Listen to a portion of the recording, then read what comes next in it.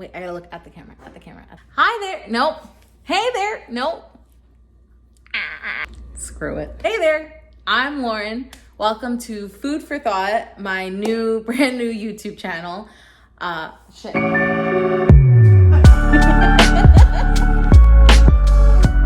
shoot. This is why I don't act. I can't memorize things. This is my brand new YouTube channel. I have another channel where I post some old singing videos of me singing classically. If you can find it, you win a prize. Not really. I don't really have a plan for this channel, and I don't have a specific niche yet, but I plan to use this as just a medium towards my life updates and some special content for like my passions and different hobbies that I have. So why, yes, I did change scenery. I am in a different room and I still keep looking at myself instead of the camera. So today I'm going to be talking about financial independence. What is financial independence? Honestly, it's my favorite topic. Debt-free, financial freedom, call it what you will. All of these terms usually mean that you have no debt, obviously, and you have enough savings and financial investments to afford the kind of lifestyle that you want for yourself.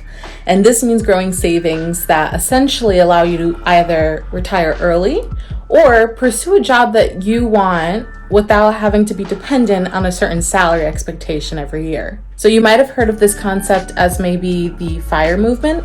FIRE stands for Financial Independence, Retire Early.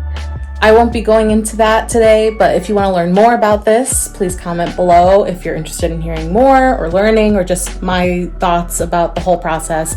I'm a huge believer in it, and I feel like you guys would be interested too if you're interested in this video too. At this point, I'm sure a lot of people can relate, but my journey starts with paying off all of my debt. All of my debt happens to stem from student loans that I incurred from school.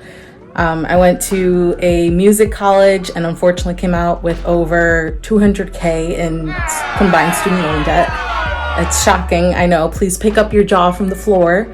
And it wasn't my best moment, but I was young, but I'm sure I'm not alone. And please know that if you're in the same situation, you're not alone either. So here are 3 steps that I've started taking to start tackling this debt. Number 1, assess the damage. How much debt do you actually have? This includes federal and private student loans. And in my case, I had to make sure to also include my credit card debt because let's be real, even though it doesn't feel like it's real money when you're spending it, it's definitely real when you have to pay it back at the end of every month, including interest. Number 2, cut your expenses. What is actually necessary? What do you actually need to pay for in order to live the life that you need to live right now, but also in order to pay down your debt so that you can have the lifestyle you want later? In my case, I currently split my rent and utilities with 2 other roommates, so that helps to keep my living expenses low. If you have the option to live with your parents again, please by all means do that. That would definitely free up some of your financial situation.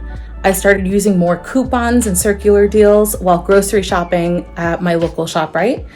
I know that Aldi supermarket works for a lot of people, but in my opinion, the food isn't that fresh where I am from.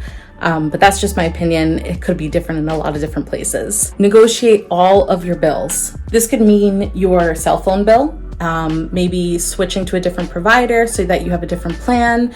And sometimes you can get a brand new phone out of it, depending on the plan and deal that they have at the time. If you have the luxury, negotiate your Wi-Fi bill. Usually businesses like Xfinity or even Fios, whatever contract you have in your local area, they will lower your bill if you negotiate your contract or renew for another 2 years, whatever promotion they have going on. And in my case, it happened to speed up my Wi-Fi, which worked out great because my roommates and I were all working from home at the time. Assuming you have Wi-Fi, and if you haven't already, cut your cable.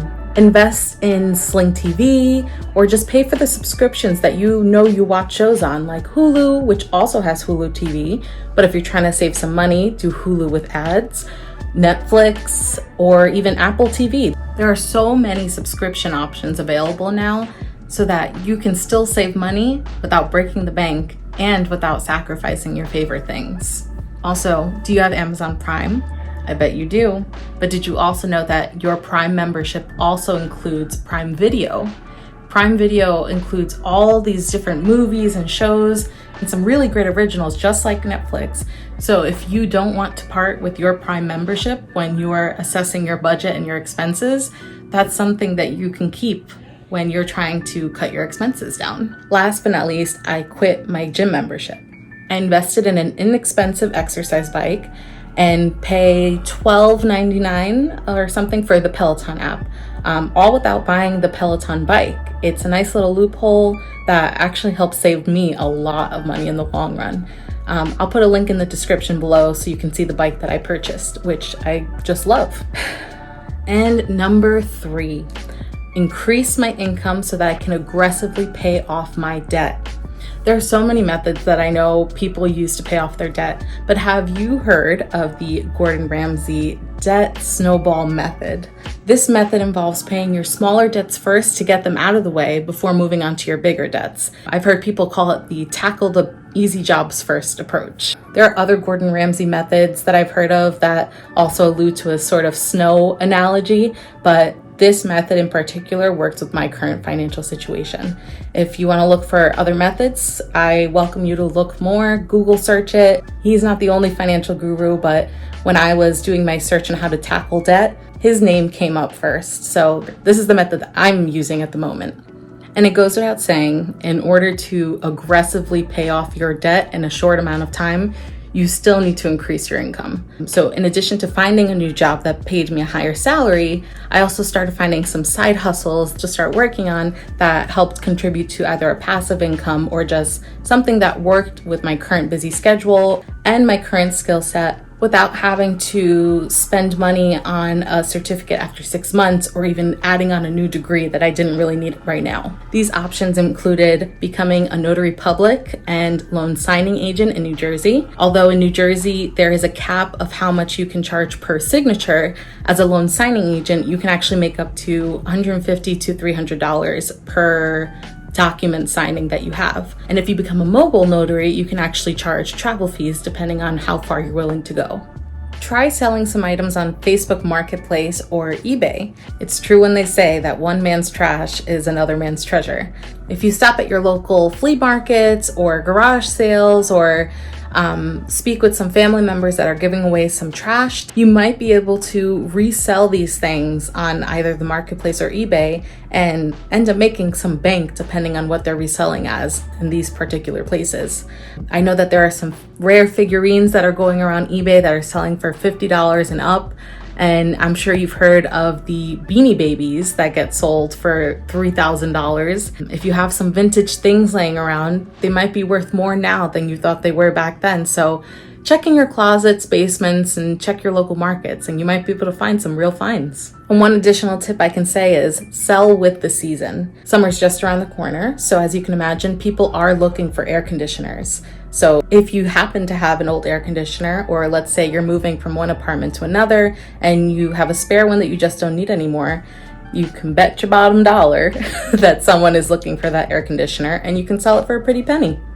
And last but not least, market your skills and freelance. If you have a special skill or you know how to do something that you know not a lot of people probably know how to do, whether that be designing, making a website, coding, creating an app. I have a lot of experience with project management, social media, and now even being a certified notary public. People will pay for you to use these skills, all while either working remotely or you can charge a travel fee to be able to perform these services. Well, I hope my tips were helpful for you if you're starting your debt-free journey just like me. But before you go, please make sure to like, comment, and subscribe below if you'd like to see more content similar to this video, or if you have any questions about my background. I'm happy to make more content. Talk later.